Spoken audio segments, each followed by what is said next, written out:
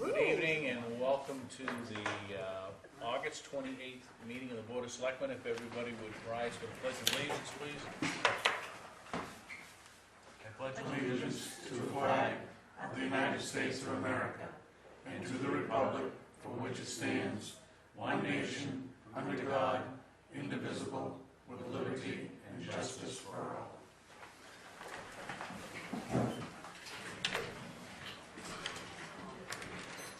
Good evening and welcome to our fourth meeting of the month. Quick announcements, just a reminder for those folks that have property or enjoy the use of Ospey Lake. Starting next week, we will start the drawdown of Ospey Lake, because we have some work to do on the dam, and we also have work to do on the boat launch. The work on the boat launch will be discussed a little bit later tonight, but that has to be completed by October 1st. So if you are tuned in and listening, or you know someone that's on the lake, if you could kindly remind them that probably by mid to late September, they're going to have much more shoreline than they would typically have. And we hope that we don't get any huge amounts of rain, because that'll just delay the inevitable. So the second announcement is that anyone that tuned in last week, the board did set the tax rate for the 2013 budget. Property tax bills will be mailed by September 7th. They will be due, the first half will be due by the 5th of October, and the second half will be due by April 5th. The new tax rate is $12.80 as opposed to $12, which it was last year. Any other announcements? Moving right along, we have no appointments this evening.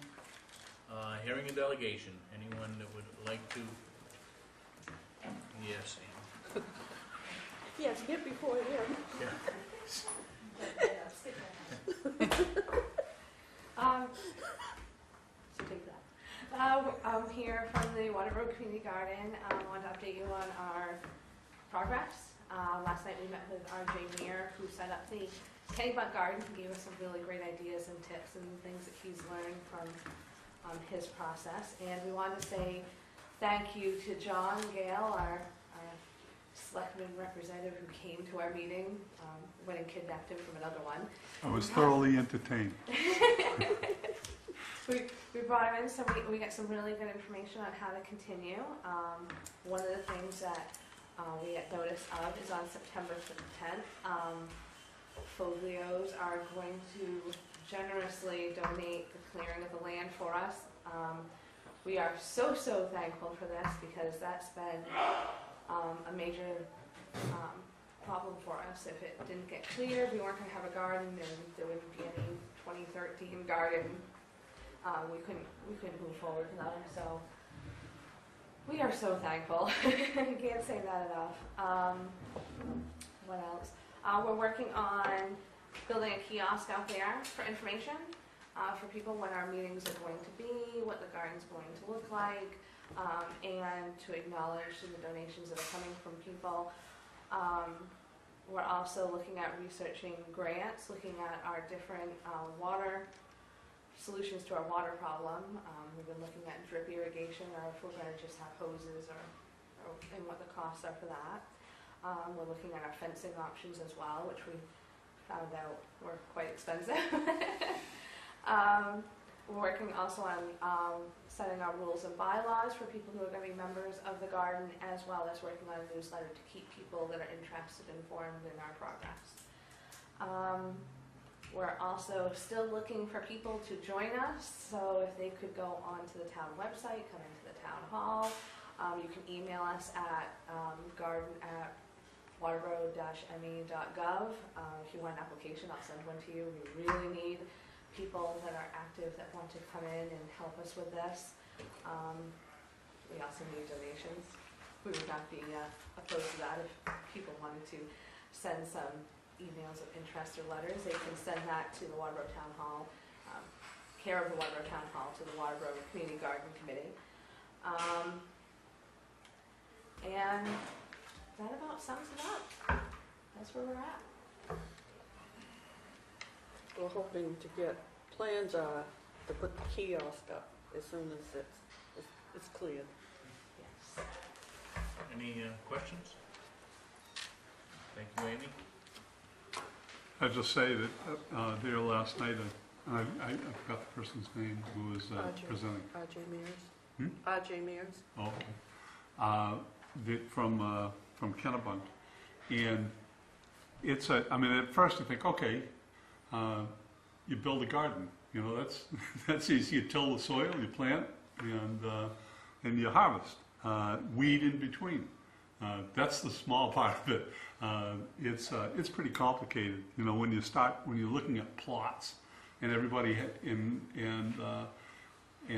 people have got to recognize that other people are gardening in there at the same time. You know, so it's respecting each other's spaces and setting that all up and how it shall be managed by each individual person. It's a pretty complicated piece, but it's pretty exciting too. You know, and the idea of getting that tilled over there or dug up, and that's a huge start right there. So anyway, I'm pretty excited about what they're doing. We went down and visited the one in Kennebunk, and that one is amazing, the one down there. And I was talking to one of the gentlemen if they have any vandalism, and they said when they do not have any vandalism now that they stopped growing pumpkins.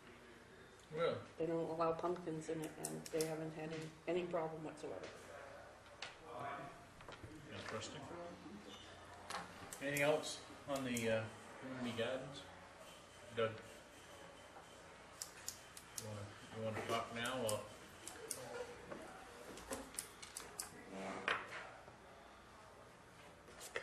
12 items. Wow. A minute apiece? 12 minutes. I'll see you later. How's that? First off, you've all got pictures in front of you. I had a call Sunday that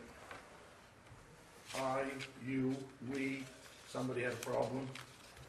So I went down and secured the situation.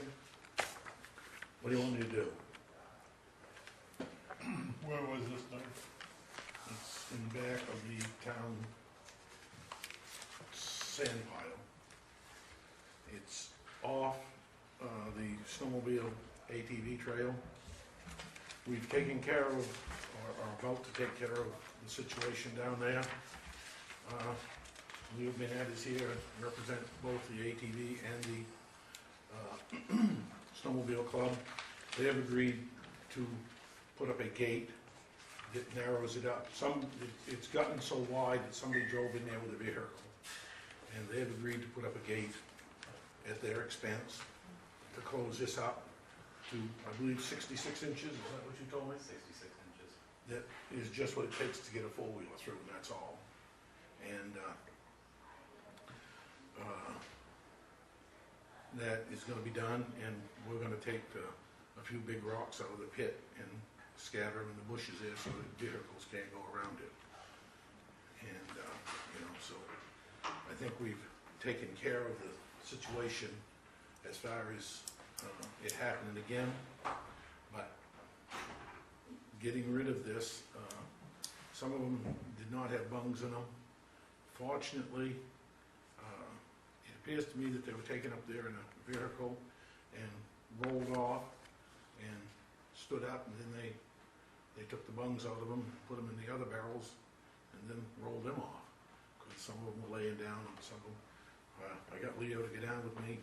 We took all the necessary stuff we needed in case there was any kind of a spill, which there wasn't.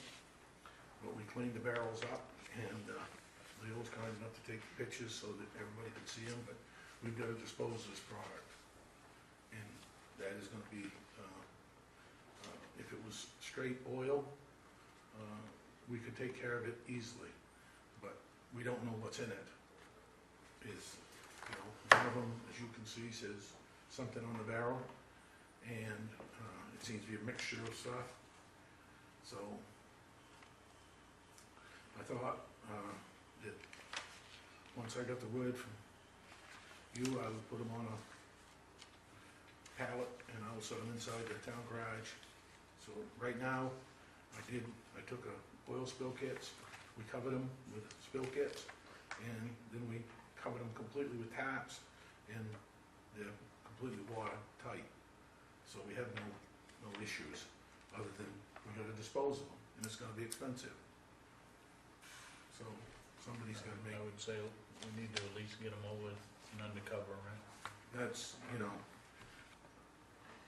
we talked about this, Nancy and I told her that I would secure them, and then if any of you wanted to look at them, I have notified the sheriff's department. They are into this. They're gonna put it up on their website, because one of them has some writing on it. The barrels are standard, main-move barrels. Anybody out of how many hundred accounts they got in Maine who uses mobile oil, but whoever did this is using a lot of automatic transmission fluid, because that's what the barrels were.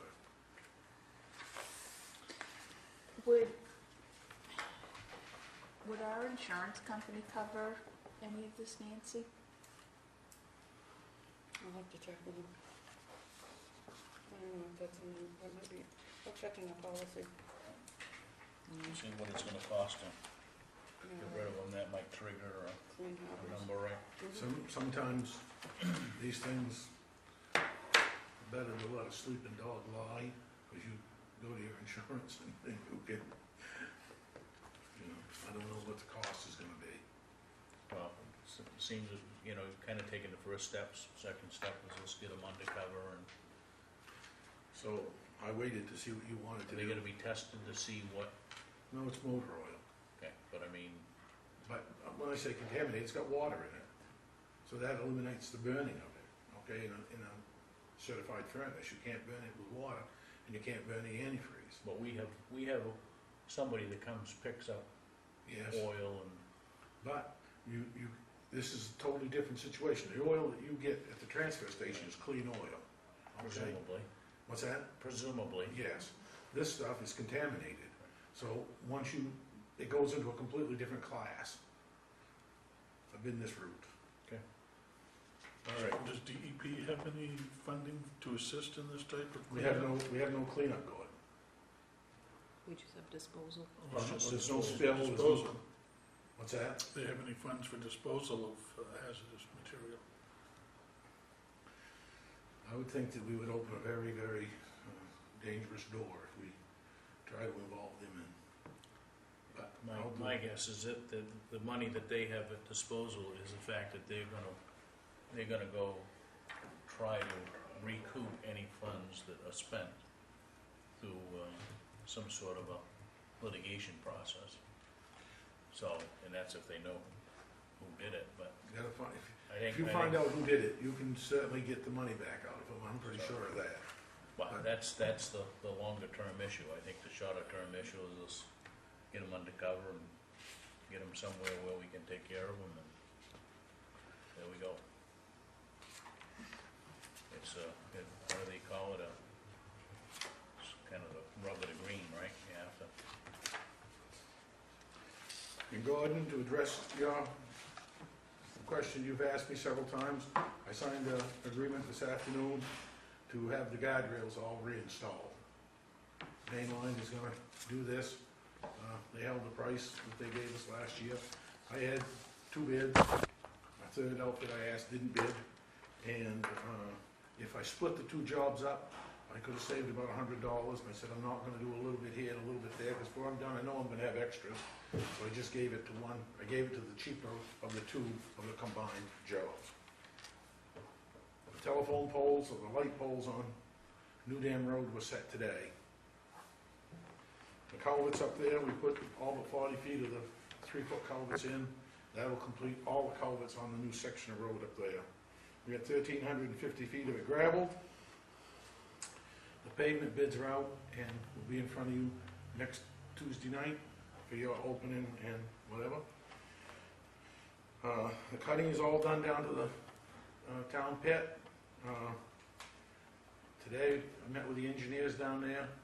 The site evaluation is, all the site grades have been taken today. They will plot them on a plan, and we'll be moving forward with that. We have rented a mowing machine type of arrangement that'll cut bushes and grass and what all. That's out working. I think it's doing a pretty good job, seems to be. We've got the Deering's Ridge Road done. Tomorrow we're gonna go on to the Weber, and then we'll go on to Roberts Ridge. And then the last day, we're gonna go around and clean up some places that we got. I think that if it proves to continue to work good, I think that next year we ought to talk about, I've been to Alfred to see if I could interest them in sharing it for a month with us. We each get 2 weeks in another year. Usually if you bid something out for a month, you get 3 weeks rent, usually issues a month. So we could save a little bit of money by the two towns getting together and splitting the cost. Okay? I asked you last week or the week before about somebody from the Board of Selectmen, as we make decisions down to the town pit on cleanup, somebody to be a liaison to just communicate with you folks about what we was doing down there. I haven't heard that you did that, so I think that, I'll go ahead and do it, but I don't want somebody to come up and say, why'd you do this, why'd you do that, why didn't you do this, and, it's just easier if somebody gets a little bit involved. Dennis was down one day with me, and I think was a little bit surprised when he looked beyond where the culverts was at what the ground looked like. We had a little discussion last night in a recycling transfer station committee meeting, relative to that whole footprint up there of some of the things that would need to be done. So I think we need to set something up with yourself and the board, or at least representatives from the board and from Clint, and look at, granted, there's not a lot of money on the table to do things this year, but I think as we go forward, we need to plan. What are we gonna do? Well, it's the same with the location of this new sand and salt shed. Where I've got it laid out, I'd like to explain to everybody why it's laid out. I think we can still take another maybe 15,000, 20,000 yards of gravel out of that pit if we hold it back. It's gonna look strange when we do it now, but when you take the gravel out in front of it, it will look like it should look. And, you gotta have some foresight. We gotta look ahead. We can't always just blunder along. I've just met with zebra striping down in the parking lot at the library. Anyway, You stepped out for a minute. Richard left. The question is the color of the striping, yellow or white? He recommends 2 coats. Yellow stands up better, it shows better in the wintertime, and it will last longer than white. Sounds like yellow So to me. It sounds like that's a decision. But that's up to you folks, yellow or white. And I think it's yellow. Clinton Staples is gonna call back. I don't know who's got control over that. Who do you want to? We come up with 24 parking spaces. As long as there's some handicap right in front of the library. Going to be handicapped to the left-hand side of the library. That leaves the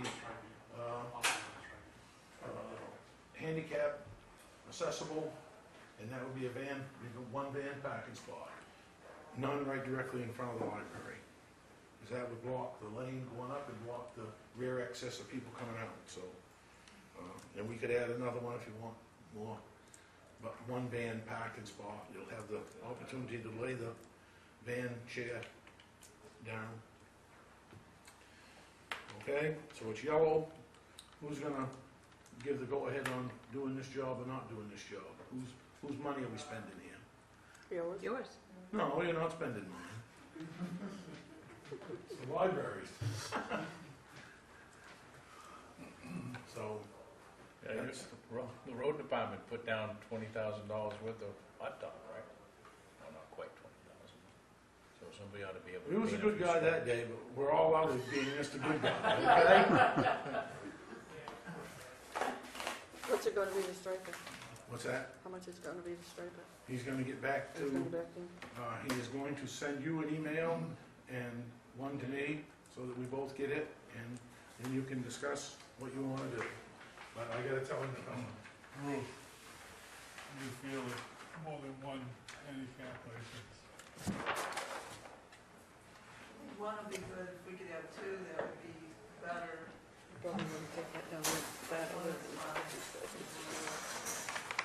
I have a question on the color. I left the room for a minute. Yellow. So, yes, but what's the rationale? Yellow stands up better, it lasts longer, and you can see it in the winter better than you can white. Sounds good.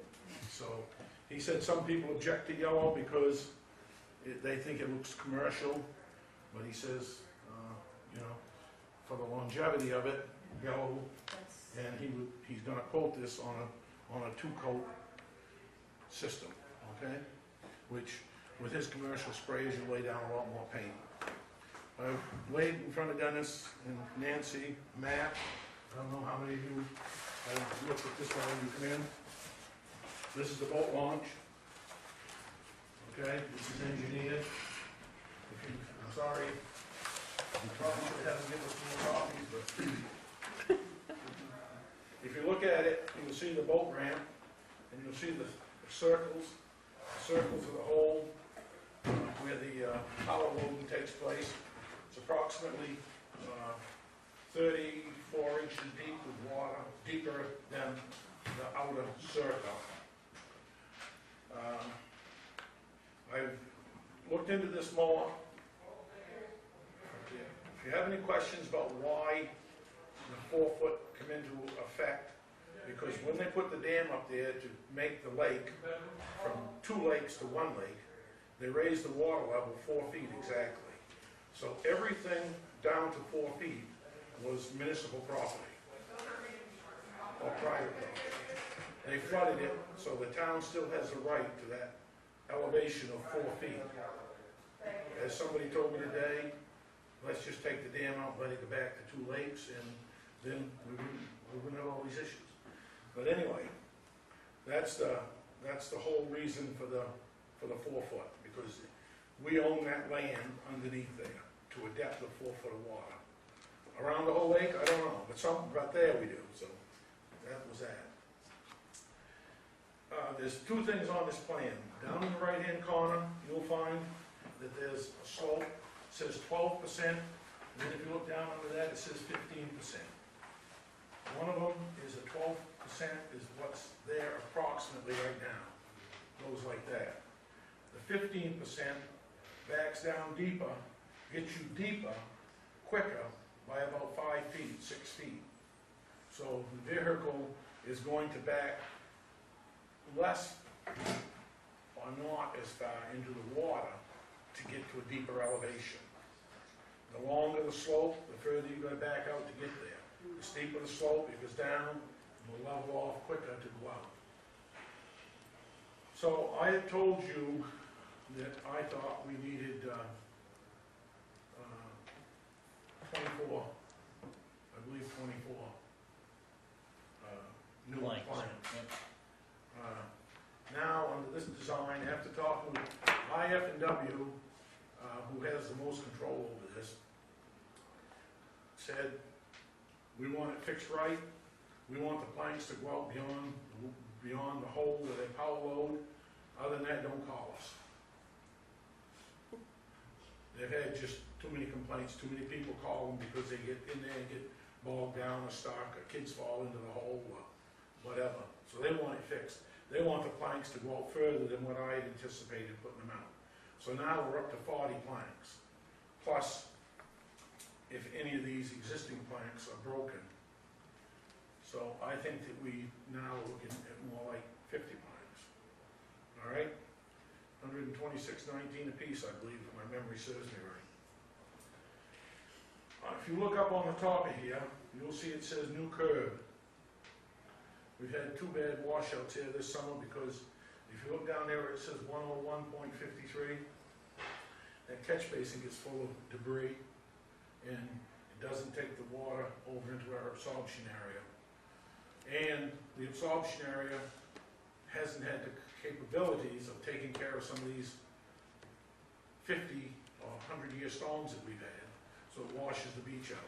I would like to add about 3 feet of pavement along the side of this and put a curb up, and the water would go over, catch that curb, then run down the boat ramp into the lake. That's a proposal for you to think about. It's just a thought, but while they were there doing the engineering, we took a grade and the water, if you see where it says new curb, and you'll see that there's lines drawn just before it gets to the arc where it bends to get down into the water, you'll see there's a point right there. Well, that's the point where the water flows over the road. Just about halfway between the curb and where it says new curb. Where it says new curb and where it bends, that's where it goes into the, that's where it washes out. If we put a curb on the existing pavement, I'm afraid when we plow it, there's not going to be any backing behind it. I think we're just going to slide it right off. But if we sloped it down like this, put a curb down here, what we're going to create is a gutter. We're going to plow snow right over it. In the winter, we're not going to worry about it. And in the summertime, the water's going to go over, and if it gets caught there, it's going to run down the ramp and into the lake. What's your pleasure? Any questions? Any comments? I will say, while I was up there, when no one stepped in that hole, I thought he was gonna go out of sight. Does Fish and Game have any money? No, they just want to see it go away. They just want to see the problem disappear. So what was our budget for this? Because, obviously it's gonna be more. We'll have to take it out of the room, I didn't know that we had a budget for it, did we? only for the dam. We identified, what, 24, originally 25 planks, right? So it was $3 grand, something like that, for the planks. So now we're gonna have to double that, basically. Now, how deep will that be, Doug, if you have 40 planks out there? You know, or 45?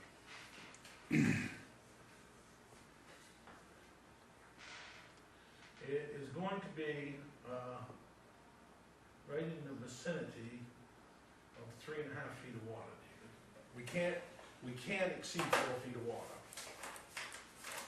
And we're not going to exceed 4 feet of water. So we need those planks. You know, it's another case where, you know, if we get up there and find some of these, I think we should buy 10 extra planks. If we get up there and find out that these planks aren't broke, and we can take them out and replace them, relay them to the new grade and get them set, that's one thing. But if we get up there and find we can't do that, and we got some of them that broke, what are we gonna do then? We're gonna end up short on the other end. And there are some broken ones up there, so. I'm quite sure there are, and Yeah. what happens after a while is that the acidity of the water eats away at the concrete, so. You've got to, you've got a decision to make.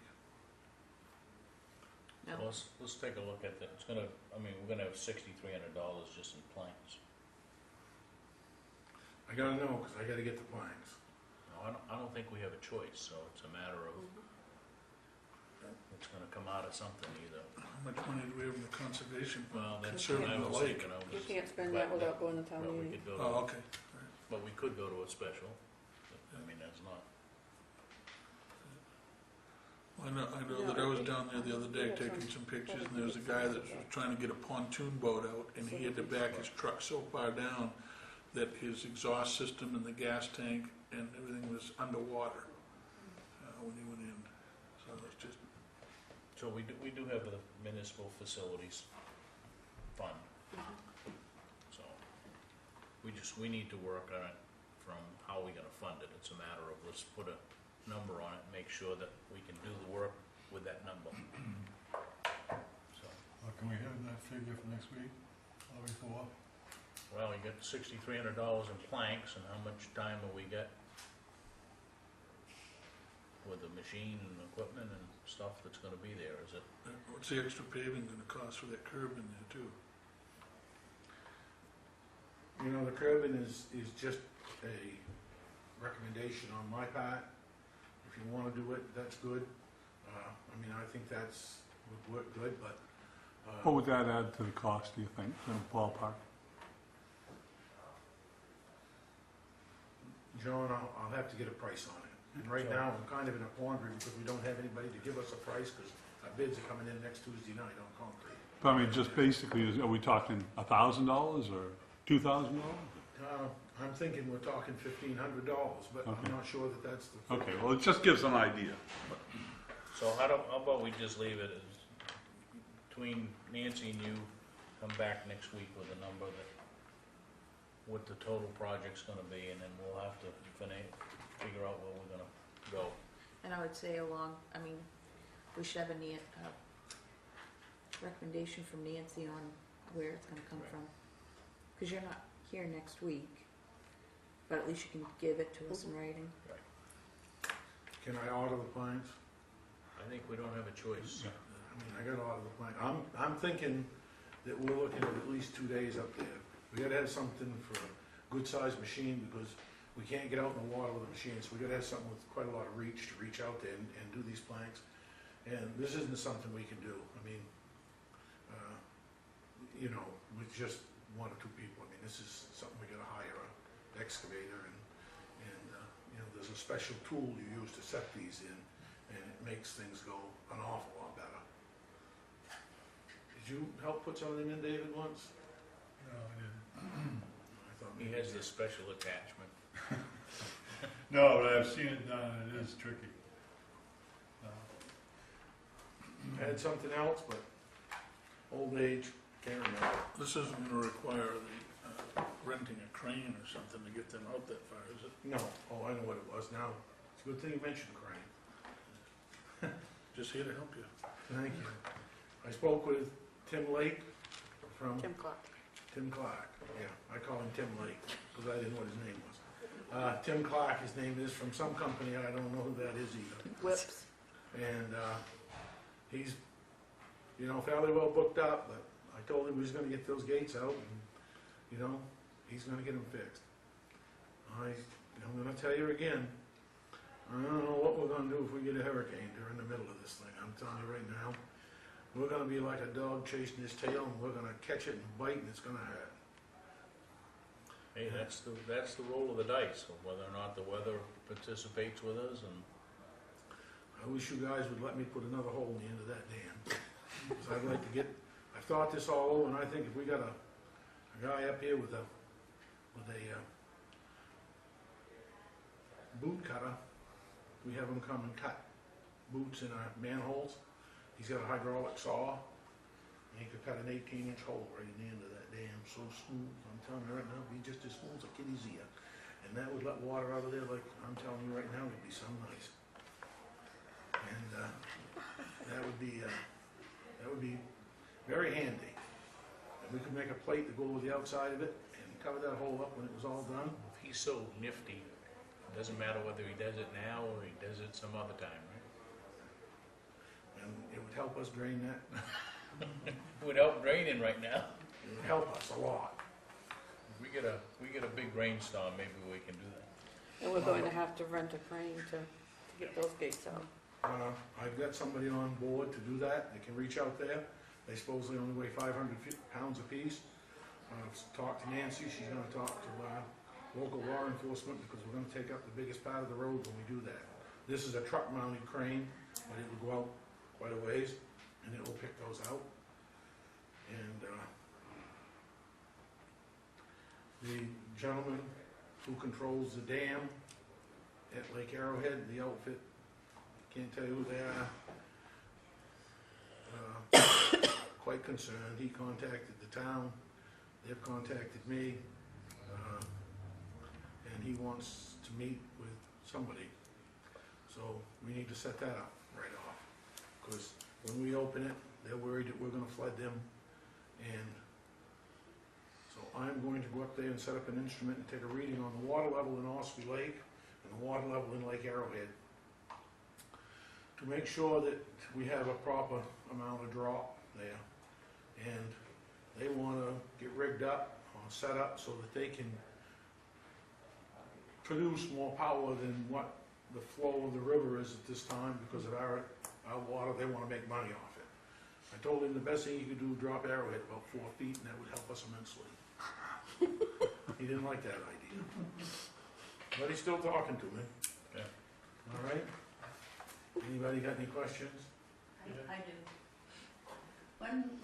Today when I drove onto the edges, the gravel part, we've taken out the pavement on New Dam Road.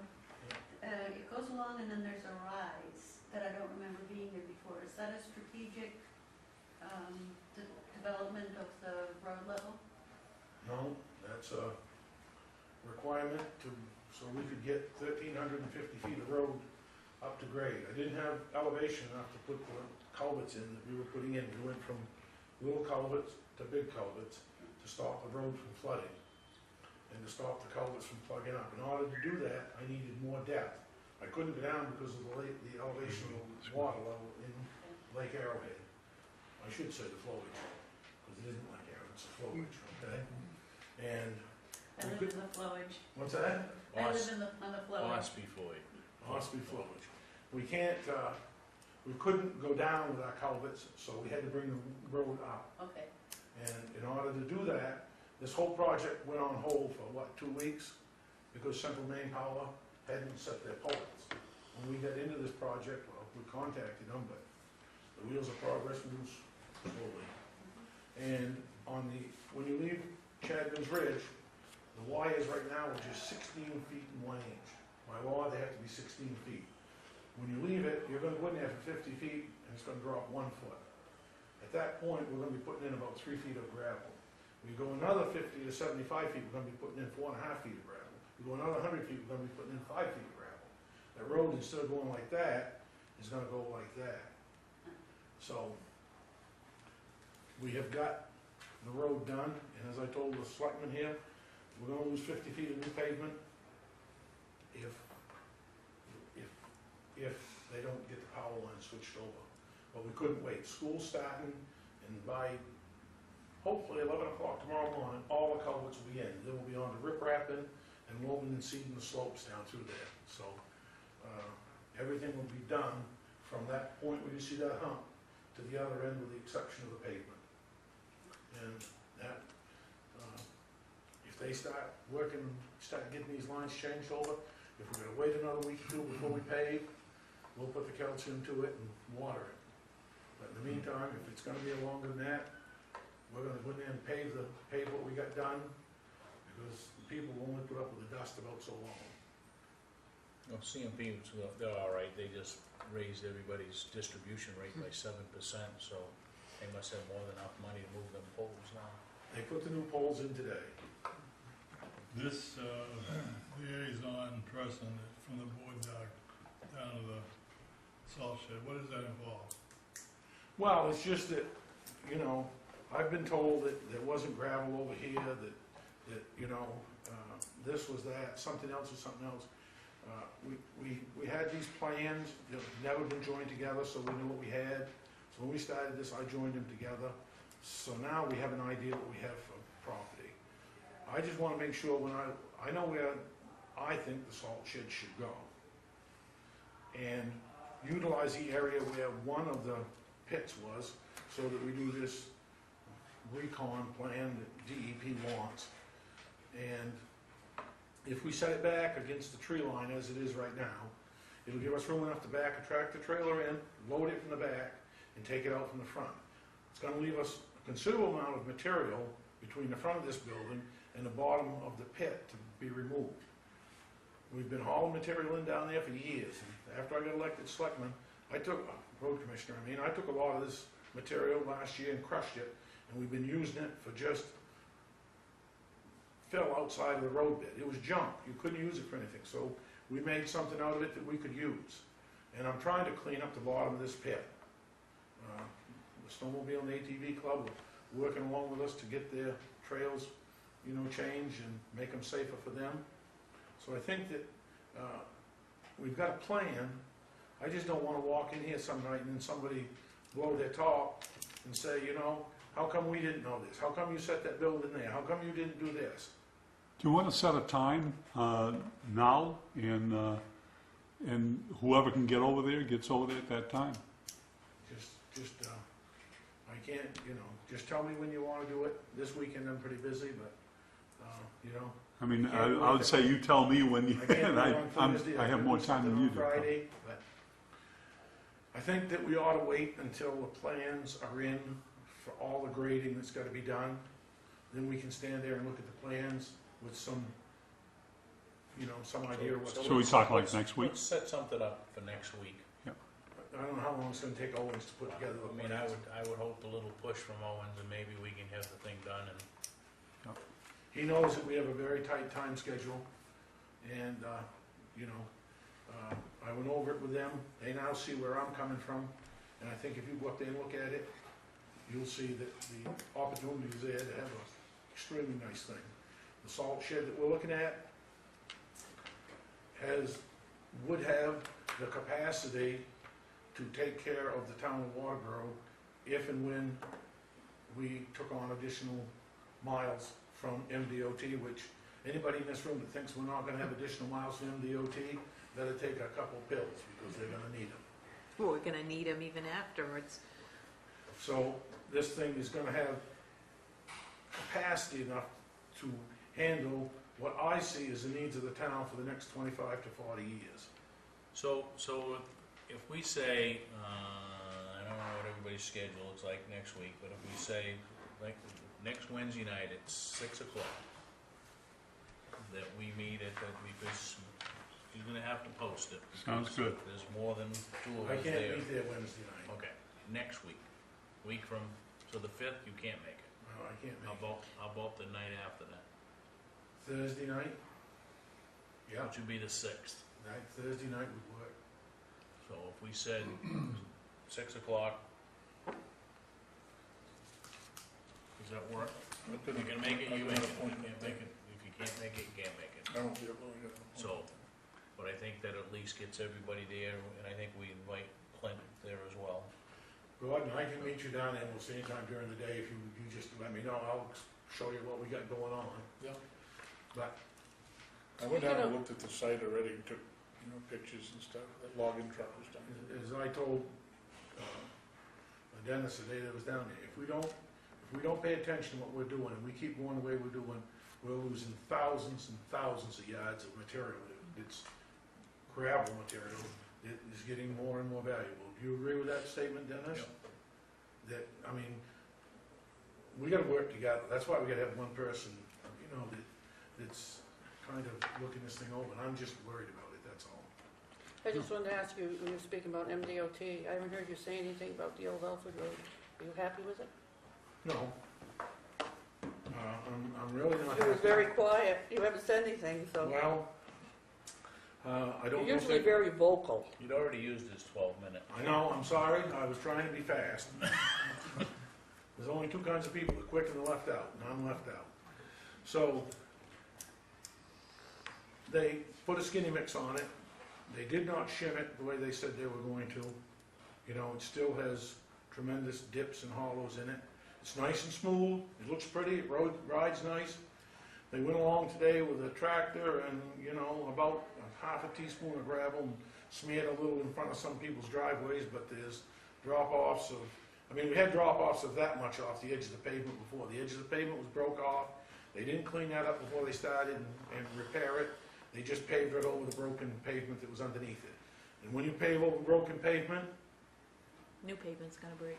new pavement's gonna break. There's nothing there to support it. And if they don't put anything to back, what they call back it, if they don't run down through there with a road widener and shoulder the pavement, everybody's gonna drive off over it, and every time you see one of them logging trucks and one of them trucks from Poland Springs and one of my trucks and one of anybody's trucks go off over the edge there, every time they come back on, they break a little more, break a little more. That's why you shoulder your roads and you have some out there. So why don't you, I know you're gonna be gone next week, but you and Doug put together a nicely strongly worded letter to the DOT telling them what our displeasures are. Not that that's gonna change anything, but I think we'll at least put it on record. Because I've been thinking the same thing, when you just put a skin over a road that has some of the worst frost heaves in the general area, what's gonna happen next winter? That's all the state's doing. If they're doing it all over the state, that way, Well, except on 295. except on 290. 295 and 195, the arterials, they get that much pavement, they get, oh, we only spent $24 million on 295, you know? If you go take this road and go to West Buxton right now, they're doing it up in West Buxton on the West Buxton end of it, and they're not doing anything, but just laying it over the existing road, and it's gonna be nice for a year. The Goodman's Mills Road did not last a year, 6 months. As I told the governor, it's like putting perfume on a pig. Smells good today, but tomorrow it's gonna smell. That's what The that governor is. will understand that too What's that? pretty well. I think the governor will understand. Yeah. Any other questions? No, I think we're all set. Out of here before I get in trouble. Okay, Night, Doug. moving along. Correspondence quickly, weekly treasurer's reports, financial reports, Representative Liberty's newsletter, memo from the town administrator, draft warrant for November 6th for your consumption there, which will have the referendum on the charter revisions. I think they call them revisions, right? It's not an amendment. And then information from Tina, which we talked about a little bit last week, of the owners of the lots where the cisterns are, which is all good information. Reported staff and initiatives, Librarian. Ruth? Oh, the And it's floor- nice to see Ruth. Yes, it is, and the floor is yours. I'm getting better little by little. Saw a doctor today, so he says I'm coming along, doing well. I'm on my 6th week of physical therapy, so I'm doing better. I even drove yesterday, first time since April, so I'm doing better. Good. I've had the staff put a report together for me, so I'll just give you some of the highlights that they told me. We have a new printer, fax copier that Dave put in because the other one died and wasn't working right, so that's took a little bit to get it straightened up and working right, but it's doing great now, and it's been working wonderful. July, we averaged 39 adults coming in every day. We were open 16 days a week, and 24 children. So July was really busy. We had story hour going on and crafts one day, so that it was very busy. And we loaned out 52 interlibrary loans last month, which was a lot. People are taking out more and more books. And also using Kindle and just reading more for the summer. We have started a Crafts Kid Day last year. This year we had tie-dyeing in July. We had a good crowd for that, and we're starting our fall crafts on the 15th of September. We're going to be doing a Fun with Nature for the kids to do. They'll be going up back in the woods and picking acorns and pine cones and things, and making things out of those, and also doing some leaf rubbings. So we're expecting a good crowd for that. We also have pumpkin painting coming up in October, which was a big hit last year. We had free pumpkins for the kids from, which one? Giles Orchards and Farmer's Daughter, and we're hoping to get them again this year, and that went over really well. And then harvest baskets in November and holiday ornaments in December, so that should be a lot of fun for the kids. And I think the adults that helped enjoyed it just as well. Tie-dyeing, I was there that day, and one of the patrons came in and she had purple tie-dye stains all the way up her arms, on both arms, because her daughter was having a fun tie-dyeing.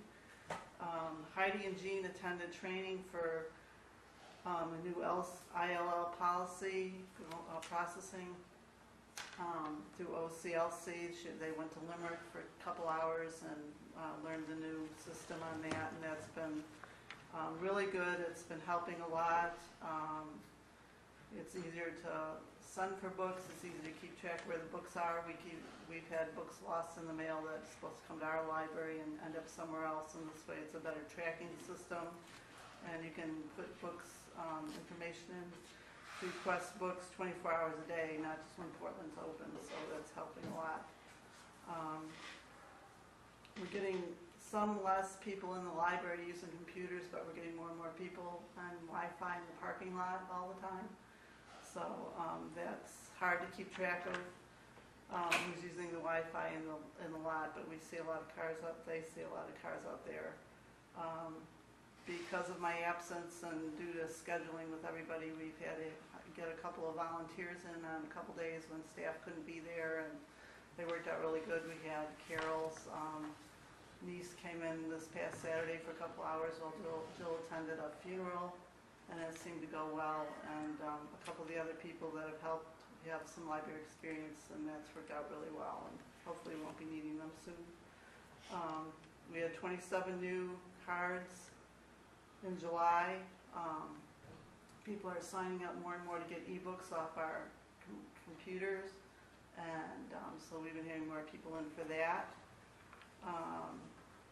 We've been collecting a lot of books in the basement. The Friends had a yard book and bake sale this spring, and all the leftover books, we were trying to decide what to do with them, and they have a new librarian over at the Leamington Library now, and Heidi and her have been going through the books downstairs, and they've taken boxes and boxes of books out of our library that some they've already put in over there that they didn't have, and they're going to use a lot of them for their book sale because they get a different clientele than we do. So we're getting rid of some of the books that way. And on donations, just to make people aware, if they would please not put donations in our book drop. We've had people just filling the book drop with donated books. And also, please don't leave them out back behind in the back door. Jean came in the library the other day and you couldn't even walk up the steps of the ramp to the back door. The whole back hall was filled with books that somebody had left, and they ended up throwing half of them away right away. So if people can call before they donate books, that would really help us to know when we have room. So we appreciate that. Story hour. We had 7 story hours from June through August, and 108 children came during that time. It averaged about 15 children a week, and 10 parents or so every week, and that's been a big group.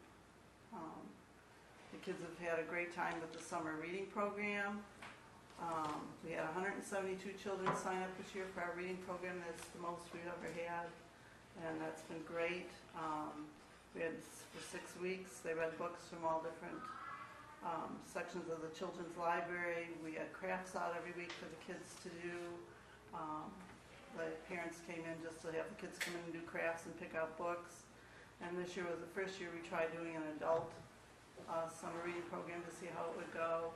And we had 13 people sign up for that, and about 65% of them participated the whole summer. It was the first year we did it, so it wasn't quite as organized as I would have liked it, just because I wasn't there. But we had chocolate for the adults to give out as prizes, and a few coffee and a few other things that they mugs and things for them. So they enjoyed it, and we're hoping that we'll have a better program next year on that. The summer reading program party this year, we had the Mad Science of Maine come and do a fire and ice program that was really, really good. The kids all enjoyed it. I went to that, and there was 150 people attended from 4 libraries. We had 63 people at our libraries sign up to go, and as usual, the kids enjoyed it. They had pizza, lots of pizza, cake, chips, drinks to have, so that was really good. Let's see, about that. And otherwise, the library seems to be going well. We're getting ready for fall story hour, which will be starting up next week. Heidi's been doing story hour, and I'm working with her on that right now, so that's going well. And Bridget will tell you about what's going on with the outside buildings and things like that. So we're doing well. Good. So, any questions? Questions? No? Thank you, Ruth. Thank you. Good to see you back. Yes, thank you. I'm sure you Glad to be back. Yes. Bridget? Bridget McCallum, Trustees. I've just been thinking that we could probably take the segments where Doug does his reports and just put them together in a kind of compilation and sell them alongside Bob Marley and Tim Sample and other Maine humorists for some of the twists of his tongue. Anyway, I have really exciting news. Tomorrow morning at 8 o'clock, Nome Landscaping Company should be arriving to begin erecting the stone walls around the garden under the sign out by the road. The Doug's machines have been tied up and he's been unable to get to taking the other two gardens out. But the Nome people figure it's going to be a couple of days doing that. We're making it half as the size of the old sign garden, so it'll be 4 by 8 rather than 8 by 8. That has to be xeriscaped, meaning that it pretty much operates without water, and it'll be less for us to tend to by having it as a smaller bed, and I think it will parallel the length of the sign and just be narrower. And I think that both saved us a little money in terms of material, but also I think it'll be easier to maintain. So I find that very exciting. It's been a long time coming, and it was suggested that possibly if we couldn't get the beds dug out, that they might, if they had the machinery and staff available, be able to do it, to be able to finish the job. So I was very grateful for that because we're pretty stretched around the money that we have. Now, for anyone who's listening and doesn't know, the gardens are being completely rebuilt, and the majority of the money to fund this is coming from the Barbara Lord Memorial Fund. Barbara was Willis's wife, who died in 2003, and money was donated in her memory for flowers and gardens because two of the loves of her life were books and gardens. And so for the new library, and Willis agreed that it would be wonderful, it was his word, to build rock walls and to have garden beds installed in her memory at the library. We have about $5,000 from the Willis Lord Fund, and the walls will cost $7,000. The Friends of the Library are adding to the money. The Garden Club has donated an amount toward plants, and we are looking for anyone who has donated to the new library fund in the past or who loves gardens, who likes stone walls. We would welcome any donations to be used in completing this project. We will probably wait until after the walls are built and the library is painted, which should be coming along very soon. Nancy knows more of the details than that. Yeah, they're looking at, they're starting next week. Okay, they're looking at starting next week. So once at least the front of the library is painted and the stone walls are in, then we'll be looking to add the material, the loam and compost and peat moss, because we really need to hold what moisture we get there naturally. And we'll need to do more watering to get it established, but this is a project that has been a dream for a while, and it's very exciting to see it's actually coming to fruition. And I'm hoping this winter to build mosaic panels, and I may have found a site where I can work on the panels to surround the door, the triangle above the door and two panels coming down the side to create a welcome mosaic, so that we'll have the gardens, which will be basically perennial gardens because of the snowfall that comes off the roof and gets shoveled off from the steps, and will get plowed up somewhat. We're planning on doing between the tar of the parking lot and the stone walls ground cover, so it'd be just a low green soft look rather than more hardscape. We thought about slate. So I think that's Ruth has talked about the programming. I mean, that's been the work of the trustees as a body, has been doing mainly the children's programming, and they're all either parents or people who love to work with kids, and they have had a ball. Our trustee meetings have been really fun lately. We laugh a lot, and we feel like we're really doing something that's making a difference for a lot of families. So am I leaving anything out that you can think of yet? I guess that's it, but we would really welcome any donations to augment this, because we want to we want to have something that has a plaque on it that, you know, in memory of Barbara Lord, and we'd like to have that done as soon as we can. Willis's health is not at its best, and we'd really like to have him be able to celebrate this with us. So do you have any comments or questions? All Okay. set? Thank you very much. Jack, anything, or? Not really, just to reiterate, the Friends were very enthusiastic about putting in some extra money to make sure this whole project took place. We really want to make the best we can with this library, so that's there, it's covered, it'll be paid for, it's not gonna cost the town anything in case anybody out there is worried. Okay, thanks, Jack. Selectmen's report. Any comments? This in, that in? Good to go? Town administrators report. Christina and I attended a training session this morning on Code Red down to Central Fire Station. This system is going to be a great avenue to get information out to residents. When they subscribe to it, they can decide what notifications they want, if they want notifications, and how they would like to receive them via telephone, email, text message. We have emergency notifications and general notifications, and the general would be like reminding of town meeting or, you know, something that's coming up. We can use it to announce where shelters are going to be or upcoming storms. They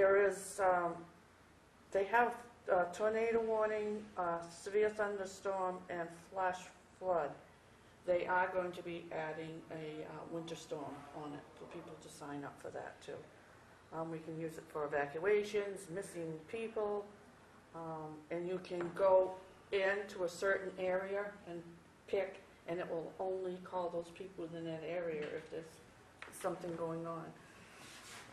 So you can sign up through the town's website at www.waterboro-me.net. And we also have it on the fire department website at www.waterboro-fire.org. And you can reach the fire department by going through the town's website and clicking on the town directory and scrolling down to the fire department emergency medical. And for anybody who doesn't have access to a computer and would like to sign up, feel free to come in here to the town office or the fire station, and we will help you, walk you through signing up. Is this something the library would help out with too? Yeah. Computers at the library. I got a copy of the phone right here. It's very, very, this isn't bringing it, I thought I had a copy of what it looks like. Oh yeah, this is what it looks like. You just put in your location, your city, your name, and check off you want emergency, general, severe weather warnings, and then you verify it and you submit and you're done. Now, is this going to be publicized in papers or something? Yes. A lot of people don't have computers. Yes, no? yes it is, and they gave us templates so that we can pass out, so kind of did the notification so we can have them available for people. We'll put some out here, we got it on the website, both websites. Could you put those on the tax bill? Yeah, Those are pre-printed, aren't they? the tax bills are. Yeah. Yeah, but I mean, do we handle the tax bills? Or No. No, okay. Somebody else does it. We can put whatever we want. Yeah, I can ask them about stuffing them, because I think they're gonna mail them very soon. But I will check with them. And the tax club deadline is September 1st, but September 1st is on a Saturday, so we will accept the applications until Tuesday. And we're in the final stages of the lease for the excavator. The Public Works Department has gone and tried out several, and we're going to proceed with that. We still have many projects in the pipeline. We got the painting the library, we got the new dam road, the cutting brush, the new walls and gardens, and we got to work on the insurance list for the buildings, and the next few months is gonna be very busy to try to finish up projects before cold weather, and what we don't get accomplished, we're gonna sit down and do a plan so we can attack it next spring. We finalized the hiring of another part-time person for roads. No, not yet. Are we close? Doug has gotta come in and review the applications. And in the time that it took Nancy to give her report, I signed up for Code Red. So it is very easy. Oh, yes, and I have a form here too for the selectmen to put their cell phone number in their carrier so that you can be part of the notification. And insurance, we received our new renewal and updates were delivered today. Liability limits have been increased from 1 million per occurrence to 2 million. The limit for public officials' liability has been increased from 3 million to 4 million. Fine arts has been increased from 25,000 to 50,000. And the replacement of mobile equipment has gone from 2,500 to 5,000 at no additional cost. Good. So we have more insurance coverage for the same price. How often have you reported that? Not That's the very first often. time I think I've ever heard. A question from last night, there was some discussion in and around the life expectancy of the tractor being used at the transfer station. And there's some tires on order or something. Used tires Okay. are on it. So we do have something in the works. In fact, they're probably around today. They was gonna come this morning. Okay. Yeah, we really gotta start looking at that piece of equipment. Yes. Well, we had a plan at one time, right? Mm-hmm. Okay. Anything else for Nance? All right. New business. Discuss to vote to approve a letter to the York County Commissioners, reason the caucus. Want to thank Selectman Gerard for her fine pen work. I think it gets right to the point. Well written. What's your pleasure? Send it. Send it, yeah. Well, there's a place for everybody to sign, so why don't we go through the exercise of at least I taking a vote? move that we send the letter that has been, the draft of the letter. Do we have a second? Second. Been moved and seconded. All those in favor? Opposed? Thank you. Discuss vote on the bond term for the proposed salt shed. Needless to say, this is very premature relative to the price, but I think if you put a number on it, this is how the bond would work out, right? And we have to have it in. Right. And we can go to a wider range. We can go to 3% to 5% if we want to on the estimated. The bottom line is that the amount of money is, I guess, a rough estimate at this point, right? Yeah, because we But- won't go out until the But spring. if we go under this amount, then in any bids or quotes or something that comes in over that, then we don't have a referendum that gives us that authority to go out and bond it, right? Right, that's what this is for. So the number of 500,000 is what will be in the referendum. And I guess the question is how many years, and again, this is gonna be a referendum vote for the townspeople. So it's either a yay or a nay, And you wouldn't start paying on that. I mean, if you get a yay on that in November, it doesn't start until the next year, right? November of 2013. right. Okay.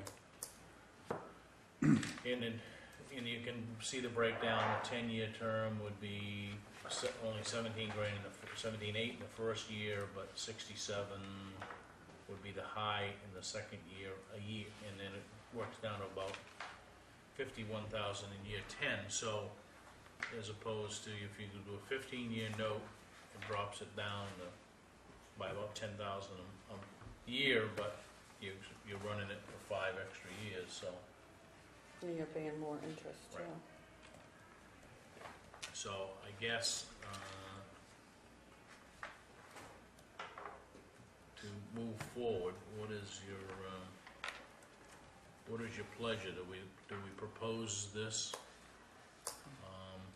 a 10-year bond or something greater than that? I'd like to keep it as short as we possibly can, but, so the 10-year I'd feel better with the 10-year. It may be more of maybe a higher premium, but we're gonna save a lot of money in interest over the term of the note. And, I mean, it's only something that we're proposing to the taxpayers, right? It will be a referendum vote. And if it's a yay, then we move forward. If it's a nay, then we go back to the drawing board. Yep. So what is your pleasure? I move that we go forward with it and present it to the public in November For 10 years? for 10 years. Any second? Second. Any discussion? All those in favor? Opposed? Thank you. Okay, discuss vote 2 partial payments. A little bit of a dilemma here because we have been in discussions on one of these. The second one has now come in and it actually has funds with it, which are here tonight. Both parties have interest in the property. I think based on some information that we have secured on the first one is that, I'm not sure we want to go through with that, but that's, I guess, up for debate. How many, didn't they say there were 3 owners? I think there are, And there is- each, there are 3 siblings, right? right. Yep. And each of the partial payments that we have all are for the full amount of what's owed. Is that right, or would it be? I mean, I guess I have thoughts of another property in town where it's family and the property is split and all of the problems that we've had with this family member owes that and whatnot. And it seems to me that this family just needs to get together and we have one partial payment that they all contribute on with one property owner.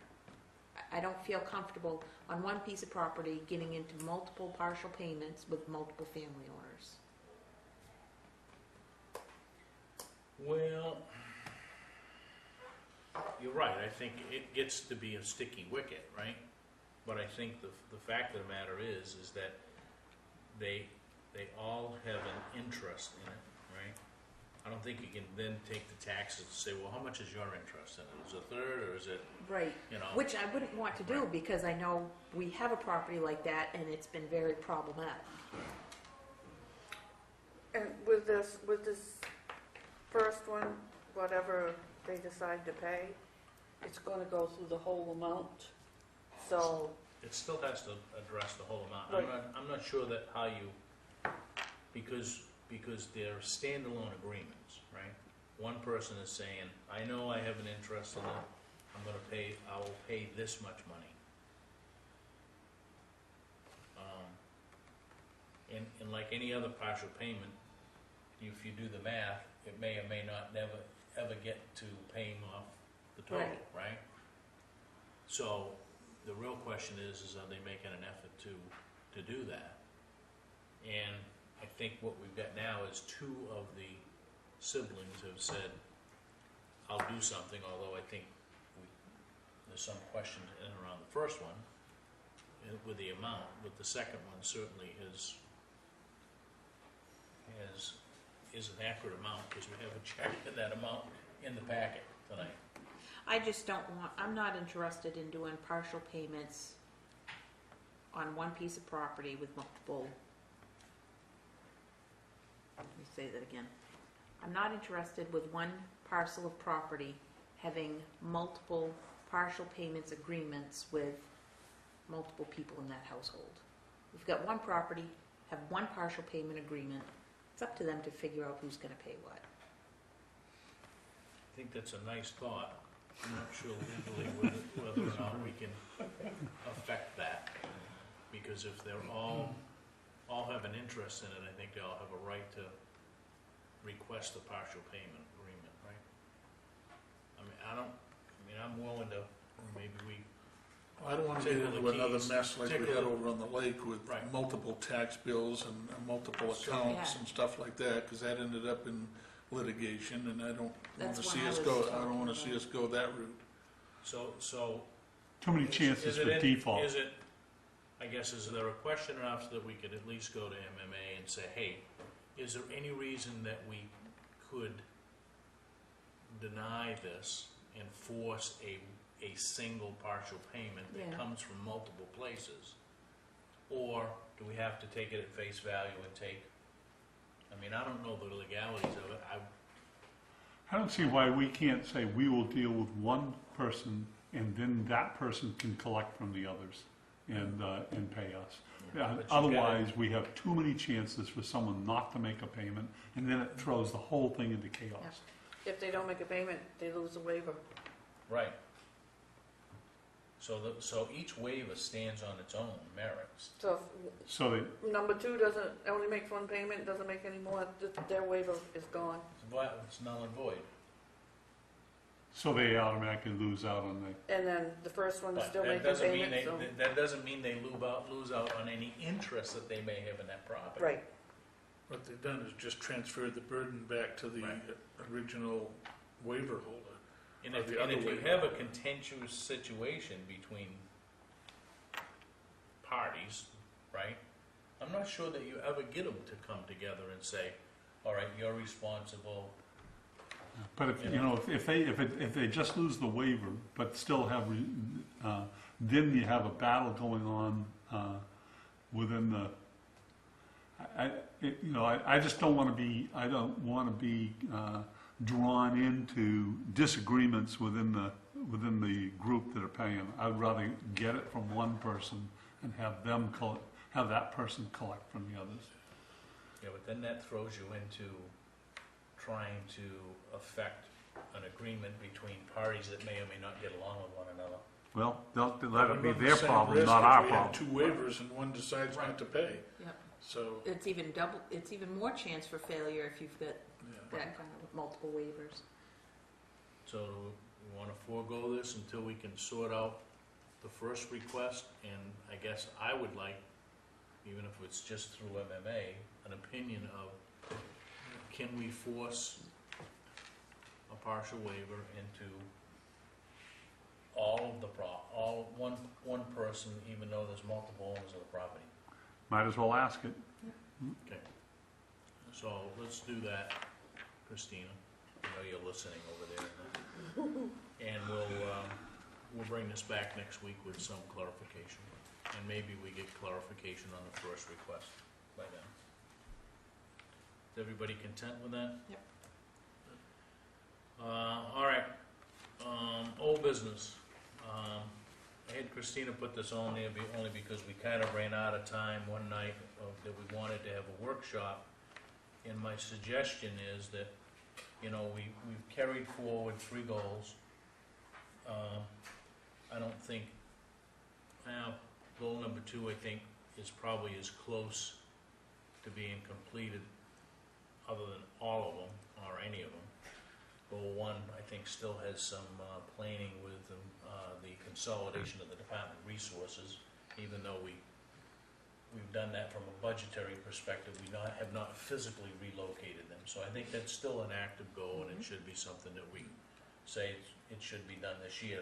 My only suggestion is that we hang a date on it.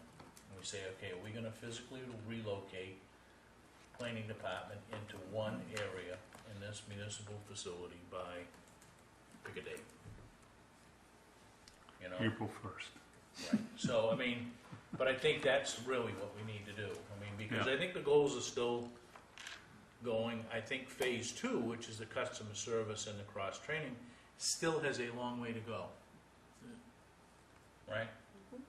So I think that we should have some action plans of what are we gonna do, and I think we had some discussion of maybe it's time that a couple of members from this board, be it the chair and one other, and the town administrator have a meeting with the staff and share some of the perception that's out there, right? And certainly, I guess, speak to where we see customer service, where it needs to be. So I think we have some roles in that. And I think we ought to hang, again, probably a date on, let's push the phase 2 with a meeting before the start of the second quarter of this fiscal year, which is by October 1st. I think we really do need an hour to set up the, how we're going to set up how we're going to do this and get the timelines down. Right, so do we want to say we have set aside an hour that is at the end of a meeting, we'll have to, it's a workshop, we'll just nail I them? think at the end of a meeting, we're spent. Oh, And okay, goal then, setting and yeah. this sort of stuff really requires some concentration. I'd rather meet like on a Thursday night. Yeah. How about I offer this up? Seeing as how, and I know Gordon can't make it, but let's, on the 6th, we said we were gonna meet at the transfer station. There's no reason that we can't meet in the transfer station office afterwards and at least put this to some level of finality. Doug is taking us out on a site walk. You think it's gonna be more than an hour? It's gonna be dark by 7 o'clock, so. Again, let me say, Doug is taking us out on a site walk. He'll be wearing headlights. So let's set a different night. I think we need to have the opportunity to have the So- flip chart and So pick a night. You wanna do it the 13th, which is Thursday night, the 13th? That looks good. And we set it, but we can do it at 5 if that's in everybody's interest. Well, 13th would be for good. me, 6 is probably better, but on Thursday nights. So do it Thursday night, this 13th, 6 o'clock. Great. Okay. All right. I just want to keep this moving. Okay. The warrants and bills for payroll. I entertain a motion to accept those. So moved. Second. Discussion. Take your pick. All those in favor? Opposed? Minutes of the 8:21 regular meeting. So moved. Second. Any discussion? All those in favor? Opposed? And Abstain. one abstention because of an absence. All right, pending decisions, the public service announcements, review driveway opening permit language, boards and committees. Let me just go quickly through boards and committees. We are filling these in ever so slowly, but Old Home Days Committee, I think, last week when we talked about during their report, they really need some more members and some new blood. There is not a specific quantity of people that can belong to the Old Home Days Committee, so anybody's interested. Fair Hearing Committee, we have 2 vacancies. Zoning Board of Appeals, we have 1. Finance Committee, 2 vacancies. Planning Board, 1 vacancy, which is the alternate member. Parks and Rec, 4 openings. Conservation Commission, 2. Transfer Station Recycling Committee, 1. I will announce that Pat has agreed to stay on as chairman for another year. Road Review Committee, 1 vacancy. Library Board of Trustees, 1 vacancy. Hiring Panel, 4 vacancies, which will change depending on the charter revisions. EDC, or Economic Development Committee, 7 vacancies, and the Public Safety Committee, 5 vacancies. Item 4, various dependent vehicles from the driving on a public beach. I think some of what Doug proposed here tonight might help with at least the lower end of that. And then the cistern maintenance, we now have where they all are and who owns them. Now the next step is this, the way I see it, is that the recommendation comes before this board from the fire chief, from a town administrator, that do we take responsibility, we, the town, take responsibility for maintaining these cisterns?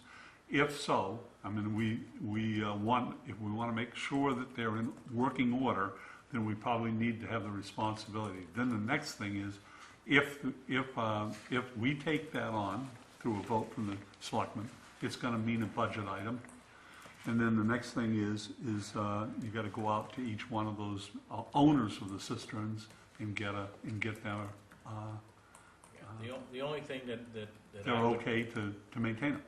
and I would agree with you, John, but I think one other piece that we need, is maybe, because it seems like the more we get, the more we're gonna go back to Tina and get more, but is on the subdivision plans, is there any definition of responsibility for that cistern? Yeah. Or is it purely that the town has an easement to use it? Okay, that needs to be part of the research, yeah. Right. But that research is done, and then decision is if the town really wants to maintain these, then to either change that, it's probably gonna take I don't know, maybe a $5,000 piece of in the budget, and then you got to have people sign off on it. And we'll have to define, or at least get clarification, does our easement give us the ability to maintain it? Yeah. Because we don't own it. So we know what needs to be done now. Now I think the next step is going those steps and coming back to us with that information and a recommendation. Okay? All right. Week's action list. I got cost and recommendation for the boat launch. We've got a meeting on the 6th at 6 o'clock that Christina need to post, and then ultimately we'll have to post the 13th as well, so. Other than that, I'm good with action items. Discussion of agenda items for next week. We're bringing back the partial pavement waivers. What else? I'd like to add on their discussion regarding these car shows. I've been informed that there continues to be multiple problems, and the information that I have right now is that some of that may be perpetuated or encouraged by the owner of the property that these things are being held at, that has the potential of posing a public safety risk, to motorists and, either visiting the community or residents here. And I think we ought to come up with some type of action plan on how we want to address that to see if we can't curb that problem. So we'll put that on as a discuss item next week. And I have looked, we got the paving bids, and I've given Chris, I don't know if I've given it to her yet, but the MOU with Lake Arrowhead is completed. Okay. So we'll review that and discuss it. I'm not sure that we have to approve it until we have, The funds, but Funds. it's there. and we're all set with the referendum wording on the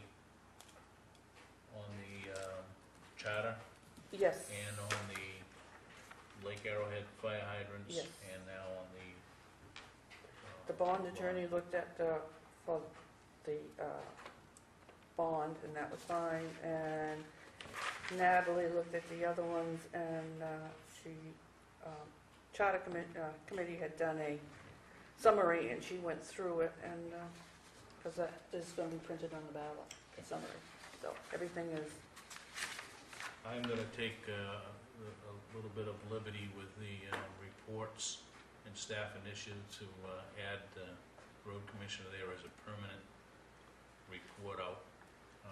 If he's here, fine. He can report. If he's not, that's fine. But I think going through and listening to him and hearing a delegation is probably not the appropriate spot. So let's put and I sent you a note, Christina, that just plug him in as a.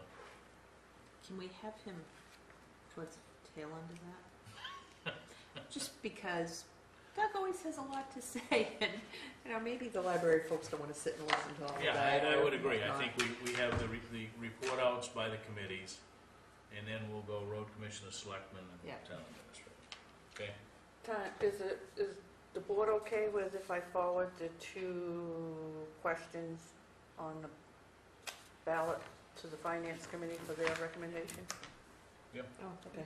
Then, I know the selectmen haven't done their recommendation, but Do we have a night, didn't we set a night for the public hearing of the? The 11th, right. Okay. All right. Do we need to discuss where the funds are coming for the lake and not? Is that just gonna be She's taken? going to bring the action item for next week, even though Nancy won't be here. She'll give us what the number is and a recommendation of where those funds will come from. Okay, items needing signature, warrants and bills for payroll in the minutes. Just quick reminders, planning board meeting at 7 p.m. Tomorrow night. They still meeting in an executive session or no? Do we know? I would say no. Okay. Tuesday, September 4th, a week from tonight, the Selectmen's meeting, contract deputy, fire department, and EMA. Good opportunity if Sean's here to talk about the car issues. And if we have to, we'll bring that into his report out, right? Kind of put those together. I'll talk with them or Yeah. the town. Yeah, because I would presume if there's problems, then he's the guy that should know about it, right? He and Sergeant Surratt. Okay, next Wednesday night, the 5th at 7 p.m., the planning board meeting in this room. Also, next Wednesday, the 5th, I believe at 6:30 is the caucus. Yes. And at least a few of us need to be there, right? Yep. So, And that's, is that gonna be at the government building? next or- Wednesday night Town Hall in Alfred. at the Town town hall in hall in Alfred. Alfred, That is the not very big. the caucus for the purpose of selecting an at-large member from our district, right? That's the caucus. Or, I'm sorry, a And public, yeah, public representative, non-elected non-elected official. official. Conservation Commission here, 5 p.m. or the town hall. Cribbage tournament, 8:30, next Saturday, the 8th. 2020 Master Planning Committee, the 10th, Monday night. 2020 Committee is asked to join us the following night to talk about the proposals for the next step. Community Garden Committee meeting, Monday the 10th at 6 p.m. Cemetery Committee, Monday night, the 10th at 7 p.m. And then 2 weeks from tonight, back here, we will have public hearings. That'll be the 11th for the 3 referendum questions and report out from RSU 57. Also, there is a Community Gardens Committee meeting Thursday, 8:30, August 30th, at 5 p.m. Where? Next door? Upstairs. Yeah, now that we've got another meeting room cleared upstairs, it was interesting. 2 meetings over there last night, and they were both on the 2nd floor. Anything else that I missed? Yeah, the committee decided last night who's gonna pimp that room. Anything else? If not, I'd entertain a motion to adjourn. So moved. Second. All those in favor? Opposed? Thank you and good night.